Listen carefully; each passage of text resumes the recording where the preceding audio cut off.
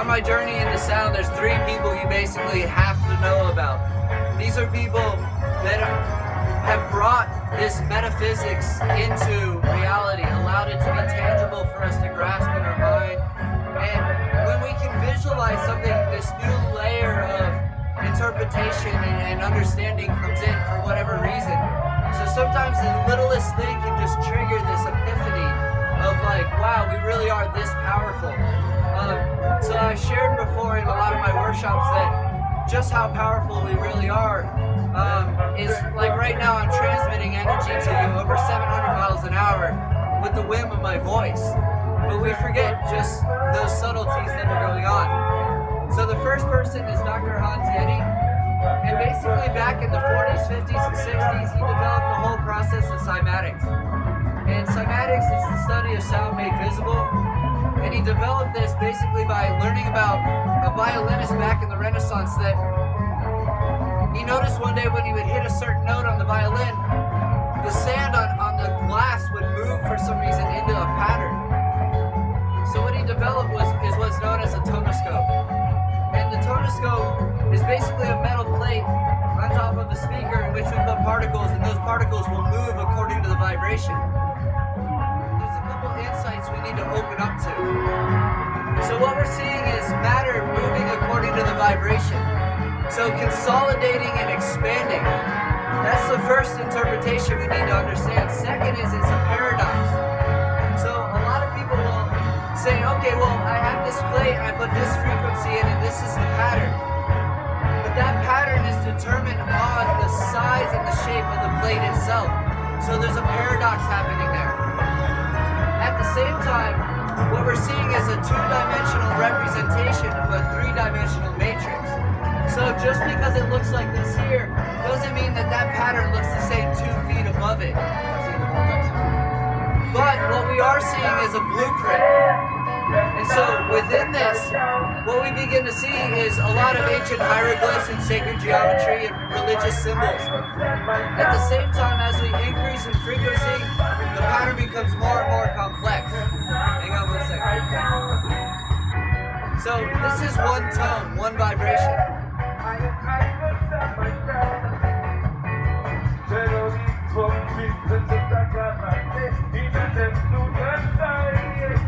So when we have two vibrations, something magical begins to happen. Now, if the vibrations are very close together, they have a very subtle movement to them. And so we actually get currents. So again, when I host the workshop, what am I saying? Am I saying that sound is responsible for the way matter is moving in reality and in our universe?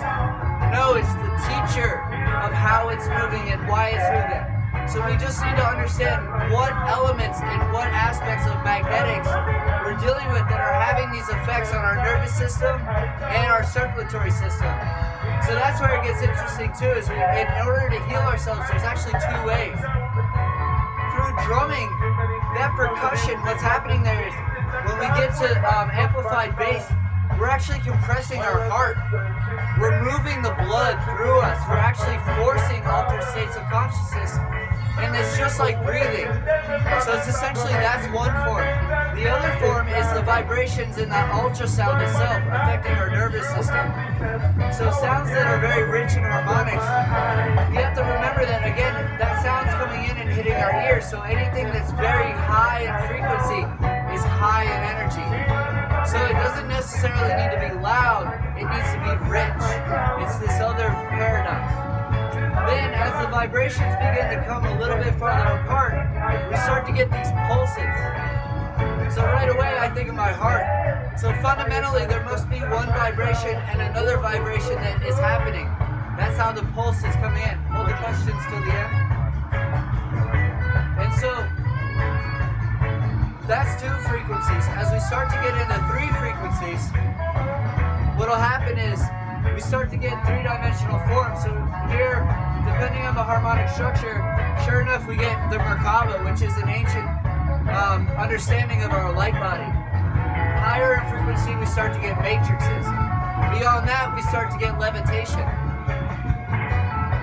And then here, I always touch base on this. This is like a healthy spiritual tool to remember. think this is very fascinating, and at the same time I can't really prove that it's true. So I have grabbed this off the internet. We do need to remember that everything with a grain of salt. Don't believe everything that we're learning here, but see what resonates inside of you. Truth has a certain ring to it, and we sort of want to hone in on that. But at the same time, it does touch base on that mandalas, yantras, sacred geometrical paintings. There's many that believe that Van Gogh's paintings and Dali's paintings actually heal us in ways we don't understand, just because of their ethereal vibration, essentially. So, something cool to think about. And here's where the future really lies. So here we're getting into matter manipulation. So what we have is an ultrasonic array, and that array, we're going to basically lay in that array, and they're going to be able to go inside your body and manipulate kidney stones, do surgery, da-da-da-da-da-da-da. And at the same time, this theory is going to carry over into the dance floor, and really already has with certain artists. But those artists have to travel with their own sound systems, their own engineers, but essentially it's three-dimensional sound. So what we have here is two things. I need to choose which one I want to focus on. I'm going to talk about the dance floor because that's a little simpler. Right now, when we're on the dance floor, the sound comes out at us in a wavefront. And that has a certain experience, a certain movement to it. The same way that we need to remember that when we go to a waterfall, that gravity is flowing through us all the time. That energy, that constant ethereal gravitational pull. So when we start to go into that deeper sense, we start to get back into that sixth sense of essentially magnetics. So the array, what it opens up on the dance floor is sound to be able to move back through us. And so we start to get this massaging, and we can actually begin to have another effect on consciousness. It becomes an environment. And essentially one person over here will hear a sound that this person over here does not hear. So, you know, again, we're talking about taking you somewhere and moving us through stuff.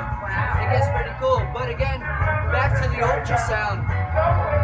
So what they're finding is that cancer cells have a very specific resonant tone or resonant vibration due to their cellular structure.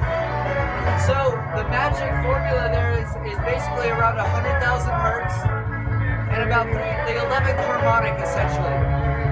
And so what begins to happen is the cell starts to shake, and just like an opera singer sings and breaks the glass, same principle. The cell breaks down, body rids it out, no residue, no medication, in a process. But then again, you know, in a shamanic point of view, we need to remember, is this a cure-all? Is that what we're saying here? No, it's a powerful tool in our toolbox, time and place. Western medicine is there for a reason. When we get a tragic accident, like, you're not going to go to an acupuncturist for a laceration. Like, to be able to be sewn up and have that inner understanding of cellular structure is amazing.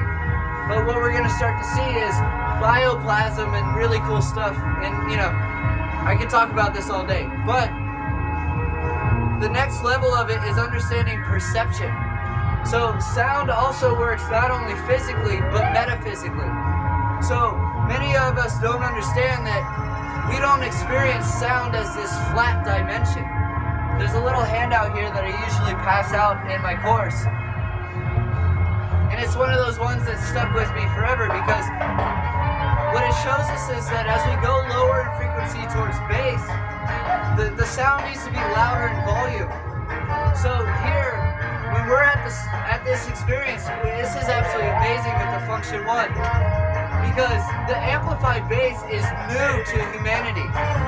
We forget this. It's every day, you know, whether it's in our car or at home or here. But last night I was on the dance floor, and it's like, when you go in there, it encompasses you. It's every cell. It's, you know, there's so much potential in that. So with the amplified bass, this other thing starts to happen. So our brain will determine a sound based on harmonic structure.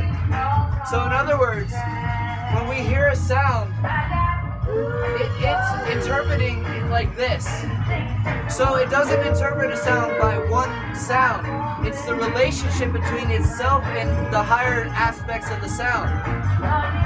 They're called overtones, and many people are pitch deaf. They actually don't hear overtones. They feel music, they may hear lyrics, but as we begin to expose ourselves to overtones, what I begin to share is that it's a relative to a shift in consciousness. So in one-on-one sessions, when you begin to listen to harmonics, you open up your lens of awareness with sound, and that opening of awareness with sound has an opening on our visual, on our relationships, and everything else as well. So here, we find harmonics have perfectly even geometrical patterns. And then what we find is when something's out of harmony, it starts to get all messed up. Now, when you saw that slide there, what you saw was harmonics, geometrical forms, and spinning. So again, an analogy for chakra systems, that when energy consolidates into a certain point, it naturally tends to spin. So that's why we hear of vortices of light with chakras. So you can see as that starts to break down and completely dissolve. So keeping it grounded, the other two people you need to know about are Fabien Maman is one of them, and as you can see, very talented person, but without getting too in depth, essentially he has this book out called The Tao of Sound. And in The Tao of Sound, back in the 80s, he got with microbiologists, and what he found was, through a process called Kirlian photography, which is placing matter on a highly charged electrical plate and taking a picture of its plasma discharge, essentially our aura, he found that our cells naturally have this blue resonance to them. But where it got interesting was when we sing a certain note, all of us have our resonant note in which every cell in our body will literally respond with this pink bioplasm. They still to this day have no idea what it is, but it's definitely an effect happening cellularly. At the same time, remember the blood they're sampling is no longer inside the person, so it's a quantum effect as well. So it gets really, really cool. But again, bringing the metaphysics in the music into this bridge on